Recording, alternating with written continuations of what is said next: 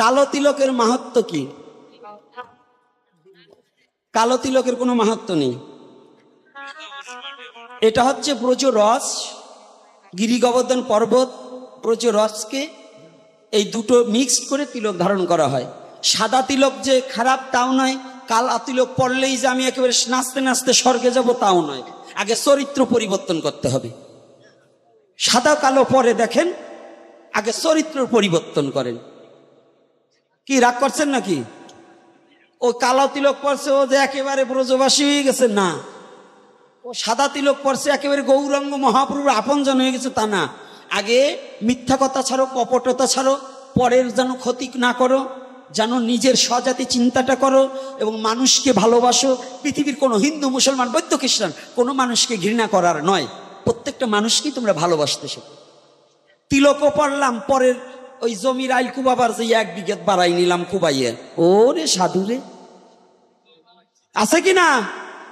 তো ওইগুলা বন্ধ করুন। এই কালো তিলক সাদা তিলকে কিছু আসে যায় না। সনাতন ধর্মে মেয়েদের চুল খুলে মন্দিরে যাওয়া যাবে কিনা? কবরী বন্ধন, মেয়েদের কথা বলছেন কেনা? বিধবা কটা বিরু ফিলাপ করে তা তো কইলেন না। শাস্ত্রে লিখেছে বিধবা রমণী কবরী বন্ধন করলে তার স্বামীর মুক্তি হয় না। কবরী বোঝেন? খোপা বাঁধা যাবে না। এই জন্য সনাতন ধর্মের আর্য মহর্ষিদের ধার্য করা ছিল, যদি স্বামী মারা যেত সাথে সাথে স্ত্রীর চুল ছোট করে কেটে ফেলত। আর এখন সধবাটা বিধবাটাই সাজে বেশি। ওরে বাবা, ছাপা শাড়ি, লাল পাড়ি শাড়ি পরে ঘুরিয়ে বেড়ায়, করে কিনা? আর বললাম না, নাহলে ওরা আমার ভিক্ষে দেবে না, আর বললাম না। তো এই জন্য মন্দিরে যেতে হলে চুলটা বেঁধে যেতে হয়। আবার কখনো কখনো আছে, কিন্তু মস্তকে চুল ছাড়া যদি থাকে, চুল বাঁধাও থাকলেও মস্তকের কাপড় খুলে মন্দিরে প্রবেশ করা যাবে না। কিন্তু সেটা তো বলছেন না। জিজ্ঞাসা করলেন যে খুলে যাওয়া যাবে কিনা? না, খুলেও যাওয়া যাবে না এবং ঘোমটা দিয়ে যেতে হবে। আচ্ছা, সনাতন ধর্মে কোন একাদশী থাকা উপযুক্ত এবং যথাযথ? কোন একাদশী? মানে একাদশী তো একাদশী, তবে তার মতো দশমী সংযুক্ত একাদশীটাকে গ্রহণযোগ্য। অনেকে করেছে, তারা করা স্মর্ত মত। আর যারা বৈষ্ণবী ধারায় স্বরগোস্বামীকে যারা মানেন, মহাপ্রভুকে যারা মানেন, তাদের হচ্ছে গোস্বামী মতে করতে হবে। তবে এই গোস্বামী মতের মধ্যে গত একাদশীটা একটু ব্যতিক্রম হয়েছে। তো ওখানে বলছেন যার যার গুরু যেভাবে করেছে সেইভাবেই প্রতিপালন করবেন, তবু একাদশী করতে হবে। তা আবার আপনাদের এই অঞ্চলে অনেক বৈষ্ণবরা আছে, তাকে বৈষ্ণব হয়ে গেছে দেখে একাদশী নাই, কি আছে না? তাদের গুরুদেব করে নাই, তার গুরুদেব নিষেধ করছে। ওই গুরু শিষ্য দুজনই নরকের দরজা খুলে বসে রয়েছে। ওরা ভগবানরেই মানে না। বিড়িও টানে, আবার পঞ্চতত্ত্বের ভোগও লাগায়। ওই বিড়ি খোর গুসাই দিয়ে পঞ্চতত্ত্ব ভোগ দিলে অপুষাদ হয় না। কি কষ্ট নাকি? পণ্ডিত মশাই কি বলেন? বিড়ি খোরতে খাওয়া যাবে নাকি পণ্ডিত মশাই? ওই যে কর্তারা দেয়, বাবা মরিয়ে গেছে, বাবার ওই জায়গায় আবার কয় আমার বাবা বিড়ি খাইতো, একটা বিড়িও দেয়, শশাটি একটু পান ছেঁচিয়ে দেয়। আরে তোর বাবার তো চরিত্র খারাপ ছিল, তো তাই টাইনে দিবি না?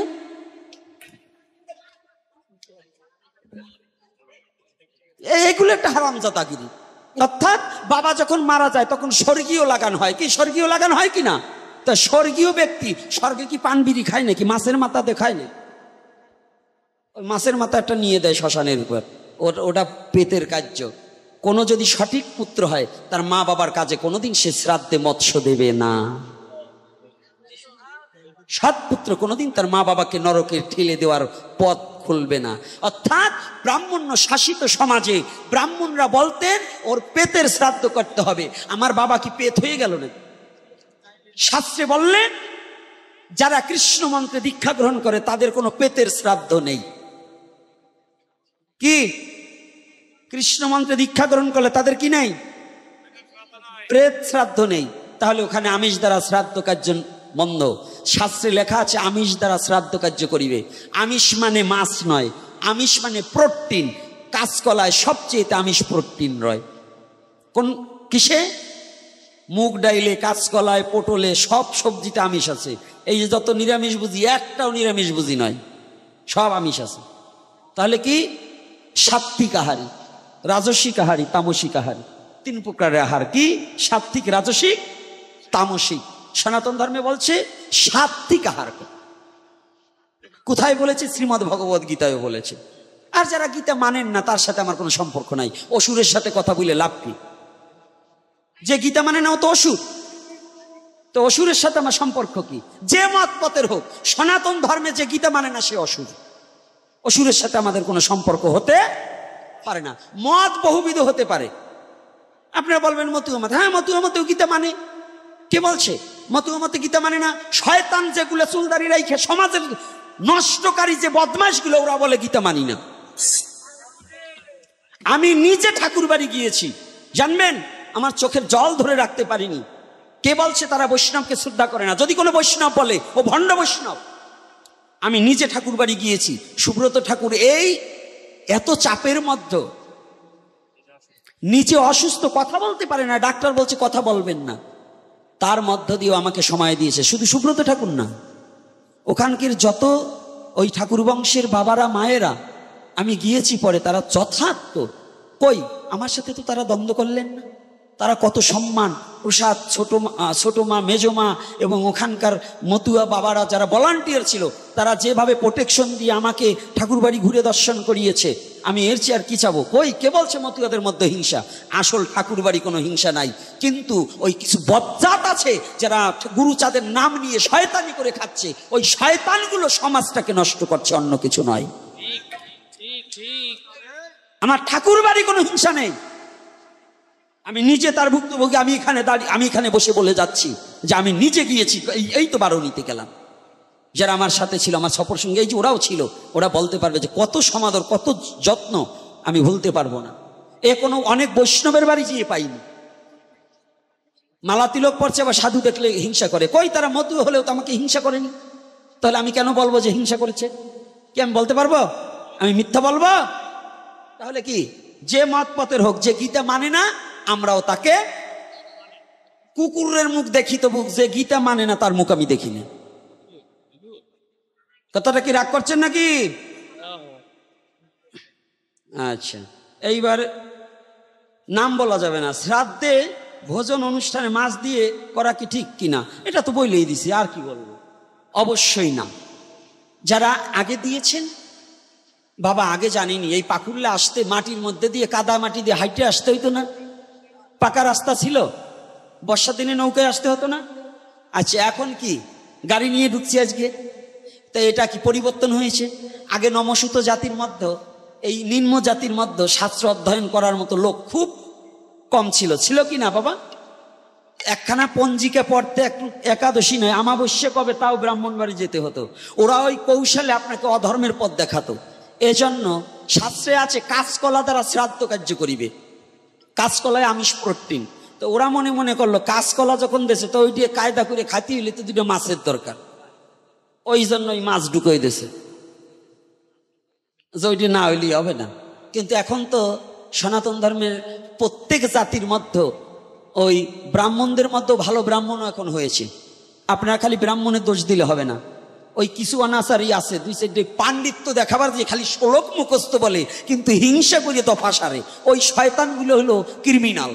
আর প্রকৃত ব্রাহ্মণ যারা, এখন তারা কিন্তু অনেক সাম্যবাদের কথা এবং সাম্যবাদ ভাবে চলছে, জাতির উন্নতির জন্য অনেক কাজ করছে। আপনাকে কি বলবো, রতন চক্রবর্তী এই শিবচরের, সে আমাদের সহযোদ্ধা হয়ে কাজ করছে। এই বাংলাদেশের মধ্যে কুশলবরণ চক্রবর্তী, তিনি আমাদের সনাতনের জন্য, আপনার জাতির জন্য মায়ের পর্যন্ত খেয়েছে। এনাকে কি প্রণাম করা যায় না?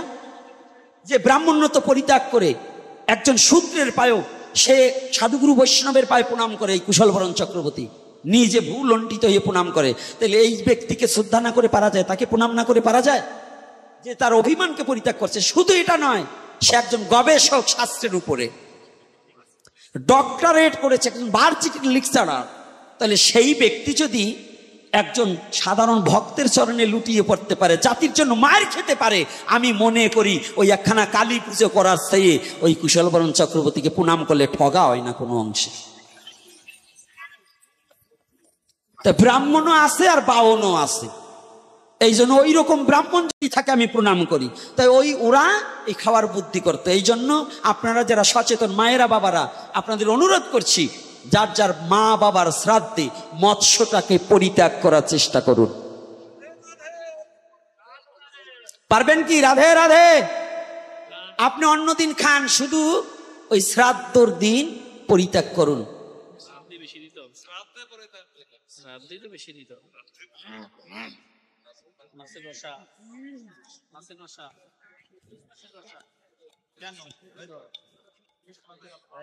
আস্তে প্রশ্ন করছে পাঁচখানা, এত প্রশ্ন করলে উত্তর চলে না। আপনি পাঁচখানা প্রশ্নের দান করলে পরে এমন একটা তত্ত্ব দিয়েছেন, কঠিন, খুব ভালো কথা বলেছে। যে বাবা দিয়েছেন ইনি একজন ভজনশীলা কি না তা আমি জানি না, তবে উনি শাস্ত্র অধ্যয়ন করেন এটা আমি জানি। ব্রজপ্রেম কৃষ্ণ ব্যতিরিক অন্য নাহি দিতে জানে। ব্রজপ্রেম কি? প্রেম কি? এটা প্রেম কখনো দেখানো যায়নি, এটা ভজনে তারা অনুভূতির জগতে মেনে নিতে হয়। এটা কি? প্রেম হচ্ছে যেখানে চাওয়া পাওয়া থাকে না, যে বস্তুতে অন্যের প্রতি কোনো আকাঙ্ক্ষা থাকে না, শুধু তাকেই ভালোবাসার পিপাসা নিবৃত্ত নিয়ে জীবন যৌবন দেহ মন এই চারি বস্তু দান করে সে ভিন্ন অন্য কিছু জানে না, এটার নামই প্রেম। এটার নামই প্রেম। আর কাম কি? আত্ম ইন্দ্রিয় প্রীতিবাঞ্ছা তাহে কহি কাম, কৃষ্ণ ইন্দ্রিয় প্রীতিবাঞ্ছা ধরে প্রেম ও নাম। তাহলে প্রথম কথার এখানেই শেষ। এইবার যাই আর এক প্রশ্নের দেশ। এই প্রেম দাপরেই দিতে পারতেন, দিলেন না কেন? না, এখানে আপনি বোঝেন, এখানে একটু দিতে পারতেন, দিলেন না কেন, এটা দুটো প্রশ্ন হয়ে যায়। এই প্রশ্নবাদক প্রশ্ন করা যাবে না। কেন প্রশ্নবাদক প্রশ্ন করা যাবে না? এটা ভগবানের ব্যাপার, তিনি দেন নাই কেন? এখন তার কথা আসতে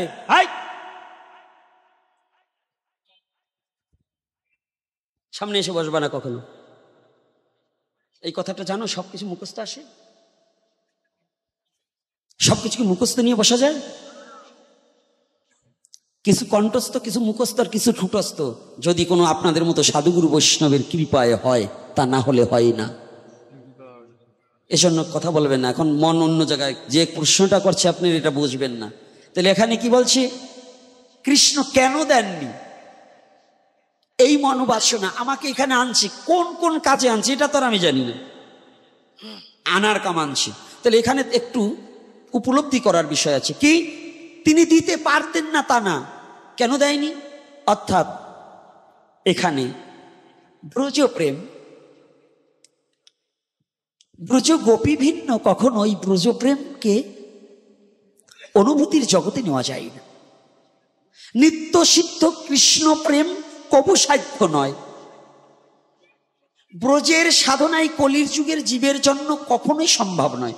তবে আবার বললেন হ্যাঁ হবে কি? শ্রবণাদি শুদ্ধ চিত্তে করয়ে উদয়। আমি বলছি এটা চৈতন্য চরিতামৃতের উক্তি। নিত্য সিদ্ধ কৃষ্ণ প্রেম কবু সাধ্য নয়, শ্রবণাদি শুদ্ধ চিত্তে করয়ে উদয়। তাহলে শ্রবণ কি? শুদ্ধ চিত্তকে কি শ্রবণ করতে হবে? শ্রবণের দুটো গতি। বাহ্য জ্ঞান হারিয়ে একমাত্র কৃষ্ণ নামামৃত সুধাস্ত্রের দ্বারা যখন 10 ইন্দ্রিয় বহিরঙ্গ শক্তি পরিত্যাগ হয়ে অন্তর্মুখী হয়ে মনকে দ্বারা একাদশ ইন্দ্রিয় কৃষ্ণ সেবায় লেগে যায়, তাহাকেই নিত্য সিদ্ধ কৃষ্ণ প্রেম বলা হয়। রাধে রাধে। তাহলে এই 10 ইন্দ্রিয়কে স্বরূপকে কন্ট্রোল করতে কি প্রয়োজন? শ্রীমদ্ ভগবদ গীতায় বললেন, অর্জুনের মতো ব্যক্তি বললেন, আমার এমন বায়ুর চেয়েও চঞ্চল মন, আমি কি করব? হে কৃষ্ণ তুমি বল। কৃষ্ণ বললেন, অর্জুন তুমি যোগ অভ্যাস কর। কি করেছে? কি করেছে? যোগ অভ্যাস। যোগ করে কি করে? আজকাল যুব সমাজ যোগ মানে কি 1 আর 1 2 ও 7 নয়। এ যোগ আলাদা যোগ। এ যোগ কি? পরমাত্মা জীবাত্মার মিলনকে যোগ বলা হয়। এ যোগ কি? গুরু আর শিষ্য মিলনকে যোগ বলা হয়। এ যোগ কি? ভক্ত আর ভগবানের মিলনকে যোগ বলা হয়। রাধে রাধে। যোগে থাকো, বিয়োগ হইও না। তাহলে যোগে কি? বলছে অর্জুন তুমি যোগ করো, অর্থাৎ তুমি সদা সর্বক্ষণ প্রভুর নামে নিজেকে বিলিয়ে দাও, সদা সর্বক্ষণ তাকে ভাবো। যদি তাকে ভাবে, কাকে ভাববে? ভগবানকে আর গুরুকে ভাবো। যখন এই দুজনকে ভাববে তখন তোমার বাহ্যিক জগতের ভাবনা সব পরিত্যাগ হয়ে যাবে। কি কথা কষ্ট হচ্ছে না তো? কষ্ট হচ্ছে? এই তত্ত্ব আলোচনা করবার চাই না, কারণ কি জানেন, যার দাঁত না গজাইছে সে কলই ভাজা খাইলে পায়খানা হবে। অর্থাৎ আমার পাটে যুব সমাজ বেশি, হাতে গোনা কতিপয় কিছু বয়স্ক লোক, আর কিছু কিছু কথা আছে ওই যুবকদের কাছে এগুলো বলা যাবে না, ওরা বিকৃত করে নেবে। যেমন ওরা এখনই বলে কৃষ্ণ করলে লীলা, আমরা করলে কি বিলা, অর্থাৎ কৃষ্ণ এইটা করছে ওইটা করছে, আমরা করলে দোষ। এরকম আছে না বদমাশগুলো? বদমাস, একটিবার জীবনে ভেবে দেখেছিস তোমার সে নারদ কোনো অংশে কম ছিল না? নারদ একদিন জিজ্ঞাসা করছে প্রভুকে, তোমার এতগুলো গোপিনী লাগে কি করি? তোমার এতগুলো গোপিনী, আমার তো একটাও নাই। নারদকে বলছে, নারদ কি বাবা তোর দরকার? হ্যাঁ, তা যা এই ব্রজের ঘরে ঘরে এই 1600 গোপিনী, না আরো বেশি হইতেই পারে, তাই তুই যা, যে ঘরে আমি নাই সেই ঘরে তো তুই নিয়ে যাবি, কোনো বাধা নাই, যে কয়টা তুই নিতে পারিস। নারদ তো করতালি দেশে, আহা কায়দা, মানে শয়তানগুলোর যদি ওই দলের কথা হয় একটু খুশি হয় বেশি না? কি খালি খুশি হয় নাকি বলেন? নারদ তো একেবারে কায়দা মতো খুশি, ফুলিয়ে গেছে একবারে টেপা মাছের মতো। আজকে যে কয়টা সুন্দরী সব কয়টা আমার দলে নেব। কৃষ্ণ নারদ তো বুঝতে পারে না যে আমাকে কে কি বলছে।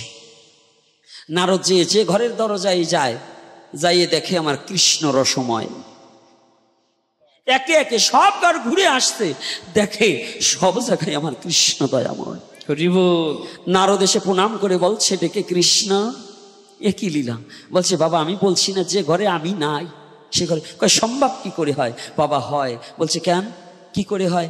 বলছে সবাই পরমাত্মা রূপে আমার অংশকলা সবার ভিতরে, সবাই যখন আমার নাম করিতে করিতে পরমাত্মাকে জাগায়, পরমাত্মা রূপে প্রত্যেকটা দেহ মন্দিরেও আমার বসতি রয়। তাহলে কৃষ্ণ ছাড়া কোনো দেহ চলতে পারে না। তাহলে এখানে নিত্য সিদ্ধ কৃষ্ণ প্রেম কবু সাধ্য নয়, শ্রবণাদি শুদ্ধ চিত্তে করাই উদয়। সেইটাকে এই কলির যুগে এসে শ্রীমান মহাপ্রভু নিজে ভক্তবেশ হয়ে এই মহাপ্রভুর লীলা যদি সারা জীবন আমার চলে যায়, অনন্তকাল বললেও শেষ হবে না। কারণ এই মহাপ্রভুর লীলাটার মধ্যে কিছু গুপ্ত রস লুকায়িত আছে। সেটা গুপ্ত রস কিভাবে লুকায়িত আছে আমি বলছি আপনাদের বাকে, দেখুন সুন্দর করে বুঝে নিতে হবে। এটা কি? কৃষ্ণ কিন্তু ভগবান ভক্ত হতে পারে নাই, এই জন্য বজ্র রস আস্বাদন তার নাই। রস তৈরি করেছে কিন্তু খেতে পারে না, এই রস পাবার জন্য হলো চৈতন্য গোসাই।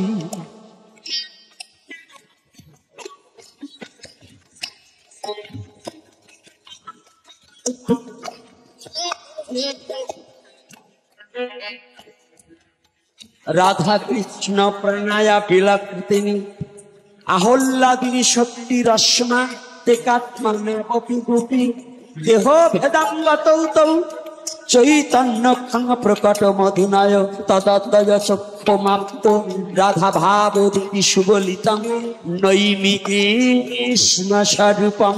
কৃষ্ণ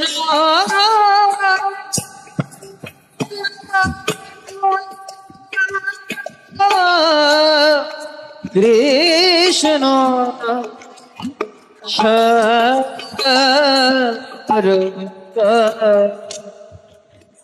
তারপরের যে রাধা গোবিন্দ লীলায় যে রস হয়, সেই রাধা ভাব অঙ্গীকার হয়ে দুই অঙ্গ এক অঙ্গ হয়।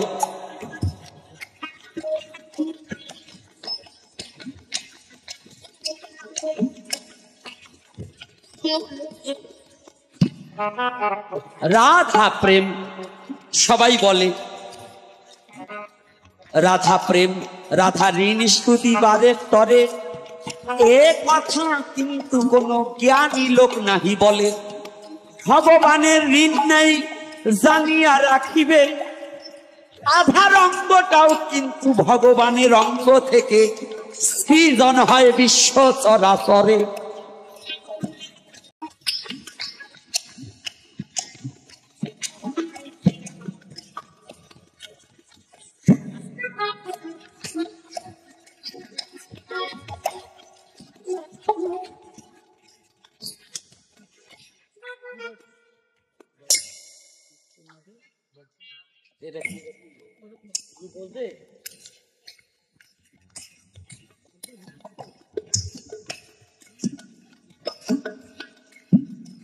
আছে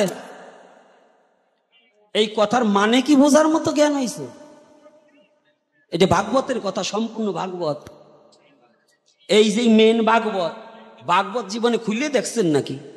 কয় এই কথা বাদ দিয়ে ভাগবতের কথা কলে ভাগবত কি বলে যা।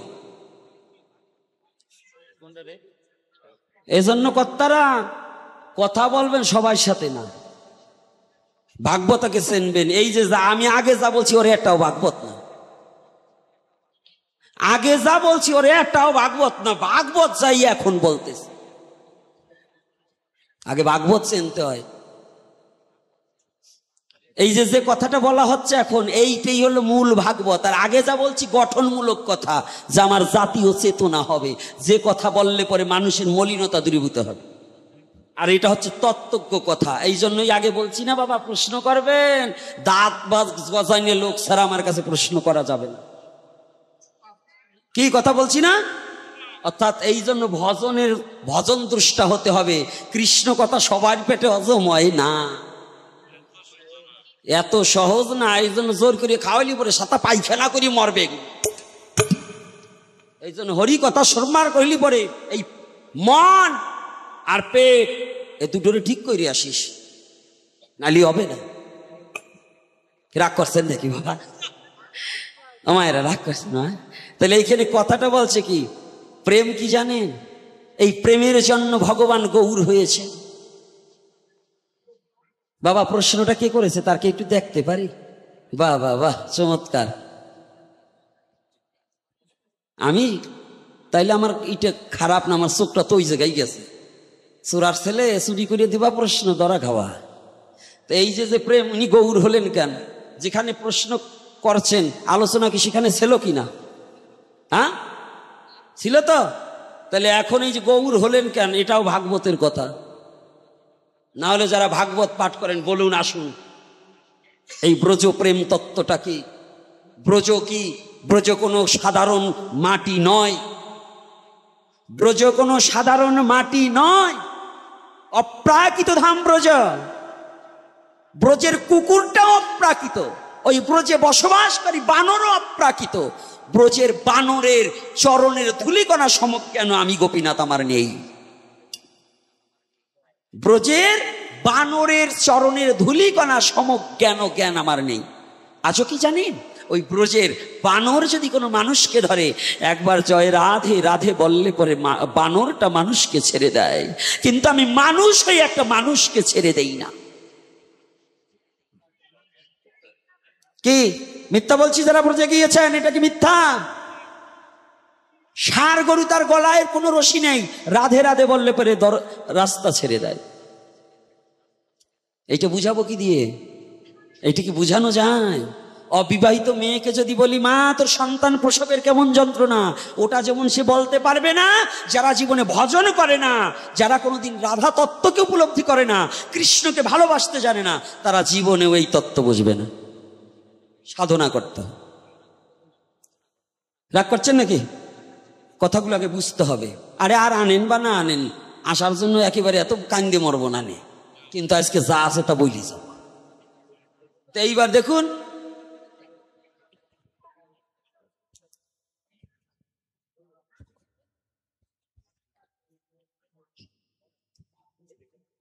না এই তিল টিল এই সৃষ্টি হইল আমার প্রশ্নের মধ্য না বাবা। পিতামাতার শ্রাদ্ধে পুত্রের কিভাবে করা উচিত এটা আগেই বলে দিছি। আপনার শ্রাদ্ধ দুটো প্রশ্নের উত্তর হয়ে গেছে, কিন্তু যেখানে আপনি আমাকে আঘাত করেছিলেন, আঘাত না জানাও না, এটাও একটা আঘাত। কি আঘাত জানেন? বলেন তো কি আঘাত? আঘাত না করলে যেমন ফল নিচে পড়ে না, তদ্রূপ প্রশ্ন না করলে পরে তত্ত্ব জানা যায় না। রাধে রাধে, এটাও এক ধরনের আঘাত। ঢিল ছুললে আমটা পাবে, প্রশ্ন করলে তত্ত্ব বেরোবে। তা যেখানে গেল ওই এক কথায় সব ডিসমিস হয়ে গেল। ওনারে বাগবতাজকে শুনেই মরা পোড়া গান শুনতে হবে, তো তাই গাইয়ে দেবানে। তা জয় শ্রী রাধে রাধে। আবার যদি কোনোদিন আপনার এই তত্ত্বের উপরে আলোচনা যদি আবার কোনোদিন আসি, আপনি বসবেন কাছাকাছি, তা এই তত্ত্বের উপরে কিছু আলোচনা করব, যদি সত্যিকারের গৌরকে ভালোবাসি। নাকি রাধে রাধে? হ্যাঁ,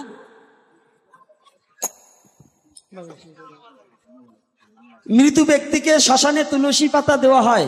কি তুলসী পাতা না, শ্মশানে কিন্তু তুলসী ডালও দিতে হবে। তুলসী কাষ্ঠ দিয়ে দাহন করা বৈধ, আমের পল্লব না। আমের পল্লবের কথা, আমের ডাল দেওয়ার কথা কোনো শাস্ত্রে নেই। পুরাণে লেখা আছে তুলসী গাছ দেওয়ার কথা। মৃত্যু ব্যক্তিকে পোড়াতে হলে তুলসী গাছ দেওয়ার কথা। হ্যাঁ, চন্দন তো আছেই, তুলসী। কিন্তু আমরা অনেকে এই তুলসীর গুরুত্ব কি জানেন? বিজ্ঞান পর্যন্ত তুলসীর গুণ বর্ণনা করতে পারেনি। পৃথিবীর যত বৃক্ষ আছে তার মধ্যে শ্রেষ্ঠ বৃক্ষ হচ্ছে তুলসী, আর সেটাই পুজো করে সনাতন ধর্মের লোকে। আপনি বুঝবেন তো, শ্রেষ্ঠ জাতা সনাতনে। হ্যাঁ, কায়দা আছে। আরে যাবা যাও, পিছনে যাও, সামনেতে যাইও না। তো এইবার দেখুন, মৃত্যু ব্যক্তির চোখে তুলসী দিতে হয়। কেন দিতে হয়? তুলসী তলায় শোয়াতে হয়। অর্থাৎ প্রত্যেকটা দেহে জীবাণু আছে, এই জীবাণু নাশকারী বৃক্ষই একমাত্র তুলসী। বাবা একটু পরে যা, একটু পরে যা, পিছন থেকে সামনে থেকে আসলে সামনে কি হয় নাকি? আমি তোদের এত বলি পিছনে যেতে, তোরা পিছনে যাস না। তোদের একটু সমস্যা আছে, মাথায় তোরা ওই পাবনা নিতে হবে। তো এইবার দেখুন, জগদানন্দ ঠাকুর চরণ চিহ্ন দেখে দেখে এগোচ্ছে, আর এদিকে আমার মহাপ্রভু কাহা বৃন্দাবন, কাহা বৃন্দাবন। এই ভাগবত বলছি, শুনেন। তো এইবার যখন গৌরহরি যাচ্ছে কাহা বৃন্দাবন, কাহা বৃন্দাবন, গৌরহরি একটা বৃক্ষকে জড়িয়ে ধরছে। বাবা আপনি কেন, কোন কারণে গৌর হলেন এইবার একটু বুঝছেন। বৃক্ষকে জড়িয়ে ধরছে। ব্রজপ্রেম কত ব্রজে ভাবে ভাবিত হয়ে গৌরহরি নিজের বাহ্যজ্ঞান হারিয়ে ফেলে বৃক্ষকে জড়িয়ে ধরে বলছে, ও ভাই তুমি কি বলতে পারো কোথায় বৃন্দাবন? ও ভাই তুমি কি বলতে পারো কোথায় শ্রীদাম সুদাম সখাগণ? ব্রজপ্রেমটা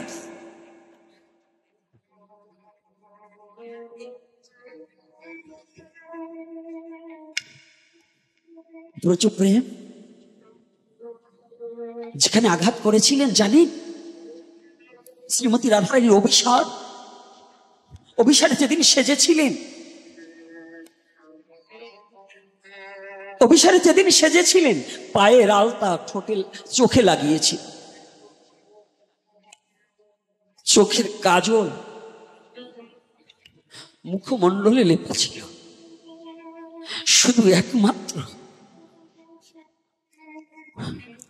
আমার গোবিন্দের বংশীর ধ্বনি শ্রবণ করে, শুধু বংশীর ধ্বনিটুকু, ওই আওয়াজটা কর্ণে যাওয়ার সাথে সাথে তাদের বাহ্য জ্ঞান হারিয়ে গিয়েছে।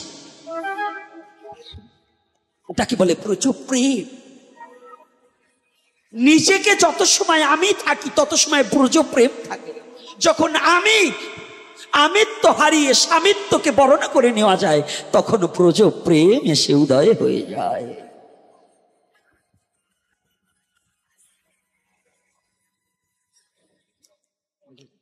আজকে মহাপ্রভু হেঁটে চলছে, হঠাৎ করে একটা হিংস্র বাঘের সাথে দেখা হয়েছে। যখন বাঘের সাথে দেখা হয়েছে, বাঘ এগোচ্ছে, তাই তো আমি ওকে সুন্দর সুঠম দেহের অধিকারী সুন্দর একটা সুপুরুষ পেয়েছি, আজকে ওকে খেয়ে আমার খুব আনন্দ হবে, আমি ওকে পরিপুষ্ট এই দেহটাকে খেয়ে আমি খুব আনন্দ উপলব্ধি করব। কিন্তু মহাপ্রভু নাম করছে আর ওই হাঁটছে। যখনই বাঘ কাছে এসেছে, বাঘের গলাটা জড়িয়ে ধরে বলছে, ভাই ও ভাই তুমি কি বলে দিতে পারো কোথায় বৃন্দাবন?